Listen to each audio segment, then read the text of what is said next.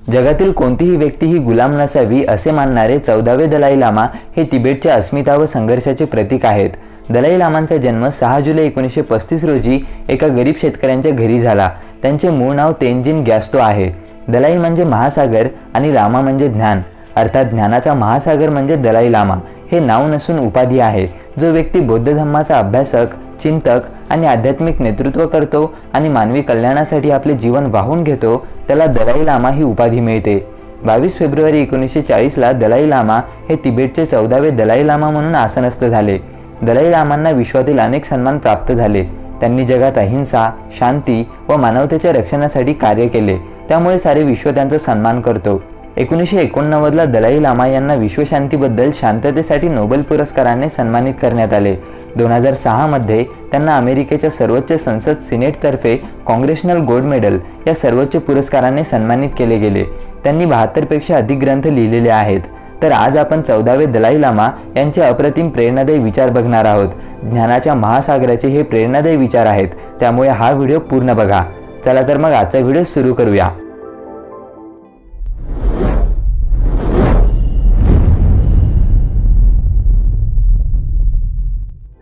सुख हे आधीच तयार असणारी वस्तू नाही, ते तुमच्या स्वतःच्या कृतीतून येत असते। प्रेम म्हणजे निर्णयाची अनुपस्थिती होय। बदल घडवून आणण्यासाठी तुम्ही खूप लहान आहात असे तुम्हाला वाटत असेल तर मच्छरासोबत झोपून बघा।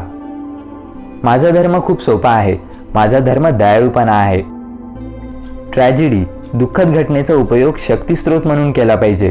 कसलीही अडचण असो, कितीही दुःखदायक अनुभव असो, जर आपण आपली आशा गमावली तर ही आपली खरी आपत्ती आहे। दररोज उठल्यानंतर विचार करा, मी भाग्यशाली आहे की मी जिवंत आहे। माझे जीवन हे बहुमोल मानवी जीवन आहे, मी ते वाया घालवणार नाही। मी माझ्या सर्व शक्तींचा उपयोग स्वतःचा विकास करण्यासाठी, इतरांपर्यंत माझे अंतःकरण विस्तारित करण्यासाठी करणार आहे।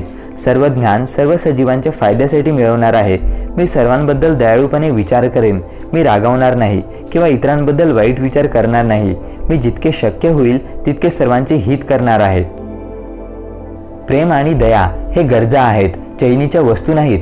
त्यांच्याशिवाय मानवता जगू शकत नाही। लक्षात ठेवा की सर्वात चांगले नाते ते आहे ज्यामध्ये एकमेकांवरील प्रेम हे एकमेकांच्या गरजेपेक्षा जास्त असेल। नियम चांगल्या प्रकारे माहीत करून घ्या, जेणेकरून तुम्ही त्यांना प्रभावीपणे तोडू शकाल। काही वेळेस मौन हे सर्वोत्कृष्ट उत्तर असते। आपल्या जीवनाचा मुख्य हेतू म्हणजे इतरांना मदत करणे, आणि जर आपण कोणाला मदत करू शकत नसाल तर कमीत कमी त्यांना इजा करू नका। जर समस्या सोडवण्यायोग्य असेल, जर परिस्थिती अशी असेल जिच्याबद्दल तुम्ही काहीतरी करू शकाल तर काळजी करण्याची गरज नाही। जर ती सोडवण्यायोग्य नसेल तर चिंता करून काहीच फायदा होणार नाही। आशावादी बनणे निवडा, आशावादी बनणे चांगले वाटते। लक्षात ठेवा, कधीकधी आपल्याला जे पाहिजे ते न मिळणे हे नशिबाचे एक आश्चर्यकारक काम असते। लोक परिपूर्णता आणि आनंद मिळवण्यासाठी वेगवेगळ्या रस्त्याने जातात। ते तुमच्या मार्गावर नाही आहेत याचा अर्थ असा नाही की ते हरवले आहेत। हा माझा सोपा धर्म आहे, मंदिराची गरज नाही, किचकट तत्वज्ञानांची आवश्यकता नाही। तुमचे स्वतःचे मन, तुमचे स्वतःचे हृदय मंदिर आहे। तुमचे तत्वज्ञान साधा दयाळूपणा आहे। तुमच्या यशासाठी तुम्हाला काय काय गमवावे लागले यावरून तुमच्या यशाचे परीक्षण करा। जर तुम्हाला इतरांना सुखी करायचे असेल तर दया दाखवा, जर तुम्हाला सुखी व्हायचे असेल तर दयेचा स्वीकार करा, दया दाखवा। जेव्हा आपला सामना दुःखद घटनेशी होतो तेव्हा आपण 2 प्रकारे प्रतिक्रिया देऊ शकतो। एक तर आशा गमावून आणि आत्मनाश करणाऱ्या सवयींमध्ये पडून, किंवा आपले आंतरिक सामर्थ्य शोधण्याचे आव्हान वापरून। जर आपण योग्य दृष्टिकोन विकसित करू शकत असाल तर आपले शत्रू आपले सर्वोत्तम आध्यात्मिक गुरु आहेत, कारण त्यांची उपस्थिती आपल्याला सहनशीलता, धैर्य आणि समजूतदारपणा वाढवण्याची आणि विकसित करण्याची संधी प्रदान करते। केवळ इतरांबद्दल करुणा व समज विकसित केल्यानेच आपल्या सर्वांना शांती व सुख मिळते, जे आपण शोधत असतो। जोपर्यंत आपण स्वतःशी शांतता साधत नाही तोपर्यंत आपण बाह्य जगात कधीही शांतता मिळवू शकत नाही। आंतरिक शांततेपासून जागतिक शांतता विकसित केली पाहिजे। शांतता ही केवळ हिंसेची अनुपस्थिती नाही, मला वाटते की शांती मानवी करुणेचे प्रकटीकरण आहे। फक्त एकच महत्त्वाचा मुद्दा आहे जो तुम्ही मनात ठेवला पाहिजे आणि याला तुमचा मार्गदर्शक बनवा। लोक तुम्हाला काय म्हणतात याने काही फरक पडत नाही। तुम्ही जे आहात तेच आहात या सत्याला चिकटून राहा. तुम्ही स्वतःला विचारायला पाहिजे की तुम्हाला तुमचे आयुष्य कसे जगायचे आहे. आपण जगतो आणि आपण मरतो हे असे सत्य आहे ज्याला आपण एकटेच सामोरे जातो. कोणीही आपल्याला मदत करू शकत नाही, बुद्ध सुद्धा नाही. तर काळजीपूर्वक विचार करा, तुम्हाला जसे जीवन जगायचे आहे तसे जगण्यापासून तुम्हाला कोण रोखत आहे. लक्षात घ्या, महान प्रेम आणि मोठे यश यांच्यामध्ये मोठा रिस्क असतो. इतरांबद्दलचा खरा दयाळू दृष्टिकोन बदलत नसतो, जरी ते नकारात्मक वागले किंवा तुम्हाला त्रास दिला तरीही. माझा असा विश्वास आहे की दया, करुणा आपण करू शकत असलेल्या अशा काही गोष्टींपैकी एक आहे ज्यामुळे आपल्या जीवनात त्वरित आणि दीर्घकालीन सुख मिळेल. मी सेक्स, ड्रग्ज किंवा जुगार यासारख्या सुखांच्या अल्पावधी तृप्ततेबद्दल बोलत नाही आहे. मी अशा गोष्टींबद्दल बोलत आहे जे खरा आणि चिरस्थायी आनंद देईल. सर्व सुख अज्ञानामुळे येते. लोक आनंद किंवा समाधान मिळवण्याच्या स्वार्थी प्रयत्नात इतरांवर दुःख लागतात. कधीही हार मानू नका. काहीही होत असो, कधीही हार मानू नका. मन विकसित करा. आपल्या देशात बरीच शक्ती मनाऐवजी बुद्धी विकसित करण्यात खर्च केली जाते. दयाळू बना. फक्त आपल्या मित्रांसाठीच नव्हे तर प्रत्येकासाठी दयाळू व्हा. आपल्या अंतःकरणात आणि जगात शांतीसाठी कार्य करा. शांतीसाठी कार्य करा. आणि मी पुन्हा म्हणतो, कधीही हार मानू नका. आपल्या आजूबाजूला काय चाललंय याची पर्वा करू नका. कधीही हार मानू नका. जेव्हा शक्य असेल तेव्हा दयाळूपणे वागा. हे नेहमी शक्य आहे. तुम्ही जेवढे प्रेमाने प्रेरित व्हाल तेवढीच तुमची कृती निडर आणि मुक्त राहील. जुने मित्र मरतात, नवीन मित्र येतात. हे अगदी दिवसांसारखेच आहे. जुना दिवस जातो आणि नवीन दिवस येतो. त्यांना अर्थपूर्ण बनवणे ही महत्त्वाची गोष्ट आहे. अर्थपूर्ण मित्र किंवा अर्थपूर्ण दिवस. आपण धर्म आणि चिंतनाशिवाय, ध्यानाशिवाय जगू शकतो, परंतु मानवी स्नेहाशिवाय आपण जगू शकत नाही. वर्षात 2च दिवस असे असतात ज्यात आपण काहीच करू शकत नाही.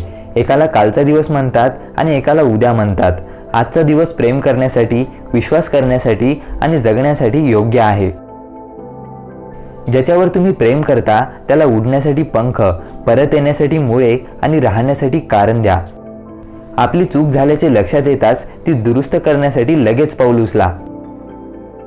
जर आपण फक्त स्वतःचा विचार केला, इतर लोकांविषयी विसरून गेलो तर आपले मन अगदी लहान क्षेत्रात राहते. त्या छोट्या क्षेत्रात अगदी छोट्या समस्या मोठ्या दिसतात. पण ज्या क्षणी तुम्ही इतरांबद्दल चिंतेची भावना निर्माण कराल तेव्हा तुम्हाला लक्षात येईल की त्यांनाही तुमच्याप्रमाणेच आनंद पाहिजे आहे. त्यांना समाधानही हवे आहे. जेव्हा तुमच्या मनात ही चिंतेची भावना येईल तेव्हा तुमचे मन आपोआप मोठे होईल. त्या क्षणी तुमच्या स्वतःच्या समस्या, अगदी मोठ्या समस्या देखील इतक्या महत्त्वपूर्ण नसतील. त्यामुळे मनाची शांती वाढेल. म्हणून जर तुम्ही स्वतःचाच विचार केला, फक्त स्वतःच्या सुखाचा, तर खूप कमी सुख मिळेल. तुम्हाला अधिक चिंता आणि अधिक भय मिळेल. सहनशीलतेचा सराव करण्यासाठी आपला शत्रू हा सर्वोत्तम शिक्षक असतो. शांततेचा अर्थ संघर्षाची अनुपस्थिती नाही. मतभेद नेहमीच असतील. शांतता म्हणजे शांतीपूर्ण मार्गाने हे मतभेद सोडवणे. संवाद, शिक्षण, ज्ञान आणि मानवी मार्गाने. तुमचे ज्ञान इतरांना द्या. अमरत्व मिळवण्याचा हा एक मार्ग आहे. दुसऱ्याचे मन बदलण्याचा मार्ग म्हणजे आपुलकी, राग नव्हे. एक चांगला मित्र जो चुका आणि अपरिपूर्ण गोष्टी दाखवतो आणि वाईटाला धिक्कारतो त्याचा आदर केला पाहिजे, कारण तो लपलेल्या संपत्तीचे रहस्य उघडे करतो. जर समस्येचा उपाय नसेल तर तिच्याबद्दल चिंता करण्यात वेळ वाया घालू नका. जर समस्येचा उपाय असेल तर तिची चिंता करण्यात वेळ वाया घालू नका. जर तुम्हाला काही त्रास किंवा दुःखाची भीती वाटत असेल तर तुम्ही त्याबद्दल काही करू शकता की नाही ते तपासून पहा. तुम्ही काही करू शकत असल्यास त्याबद्दल चिंता करण्याची गरज नाही. तुम्ही काहीही करू शकत नसाल तरीही काळजी करण्याची गरज नाही. आपण इतर सर्व गोष्टी नाकारू शकतो, धर्म, विचारधारा, सर्व प्राप्त शहाणपण, परंतु प्रेम आणि करुणेच्या आवश्यकतेपासून आपण सुटू शकत नाही. श्रद्धा करुणा आहे. इतरांबद्दल प्रेम आणि त्यांच्या सन्मानाबद्दल आदर. ते कोण आहेत किंवा काय आहेत हे महत्त्वाचे नाही. शेवटी ह्या सर्व गोष्टी आपल्याला पाहिजेत. जोवर आपण या गोष्टींचा अवलंब आपल्या दैनंदिन जीवनात करतो, मग आपण शिक्षित आहोत किंवा अज्ञानी आहोत, मग आपण बुद्धावर विश्वास ठेवो किंवा देवावर, किंवा इतर धर्माचे अनुसरण करो किंवा कोणत्याही धर्माचे अनुसरण न करो, हे महत्त्वाचे नाही. जोपर्यंत आपण इतरांबद्दल करुणा बाळगतो आणि जबाबदारीच्या भावनेतून संयम बाळगतो तर आपण आनंदी होऊ, यात काही शंका नाही. दयाळू, प्रामाणिक आणि सकारात्मक विचार असणे ज्यांनी आपले नुकसान केले त्यांना क्षमा करणे आणि प्रत्येकाला मित्राप्रमाणे वागवणे, दुःखात असणाऱ्यांना मदत करणे आणि स्वतःला दुसऱ्यांपेक्षा श्रेष्ठ न समजणे, हे सल्ले अगदी सोपे वाटत असले तरी सुद्धा त्यांचे अनुसरण केल्याने आपल्याला अधिक सुख मिळू शकेल की नाही हे पाहण्याचा प्रयत्न करा. खरा नायक तो आहे जो स्वतःचा राग आणि द्वेषावर विजय मिळवतो. प्रेम आणि दया हे माझ्यासाठी खरा धर्म आहे, परंतु याचा विकास करण्यासाठी आपल्याला कोणत्याही धर्मावर विश्वास ठेवण्याची गरज नाही. जर एखाद्याकडे बंदूक असेल आणि तो आपल्याला ठार मारण्याचा प्रयत्न करत असेल तर आपल्या स्वतःच्या बंदुकीने गोळीबार करणे योग्य राहील. डोक्यावर नाही, जिथे गंभीर जखम होईल तेथे, परंतु शरीराच्या इतर भागावर, जसे की पायावर. तर मित्रांनो, हे विचार तुम्हाला कसे वाटले ते कॉमेंटमध्ये नक्की कळवा. या विचारांचा आपल्या जीवनात वापर करा. व्हिडिओला लाईक करा, सर्वांसोबत शेअर करा आणि अशाच प्रेरणादायी व्हिडिओसाठी स्टे इन्स्पायर्ड मराठीला सबस्क्राईब करा. Stay motivated, stay inspired.